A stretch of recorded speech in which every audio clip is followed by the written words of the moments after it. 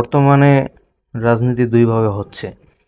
একটা হলো মাঠের রাজনীতি, আর একটা হলো সকলের হাতে হাতে ফেসবুকের রাজনীতি। মাঠের রাজনীতি করে তারা, যারা মানুষের পাশে থাকে, মাঠে নামে, সংগ্রাম করে, প্রয়োজনে জেল খাটে, কষ্ট সহ্য করে। আর ফেসবুকের রাজনীতি হলো পোস্ট দেওয়া, স্ট্যাটাস লেখা, কমেন্টে বড় বড় কথা বলা।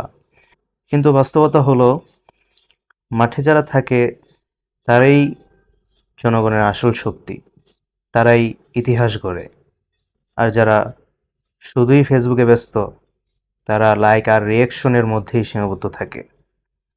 কিন্তু মাঠে দেখা যায় না তাদেরকে, কিন্তু অনলাইনে তারা খুব বড় বিশ্লেষক।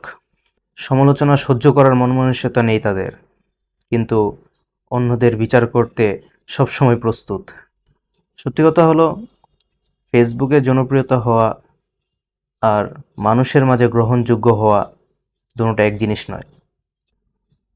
আসল রাজনীতি তো হয় মাঠে, মানুষের পাশে দাঁড়িয়ে, ফেসবুকের কমেন্ট বক্সে না।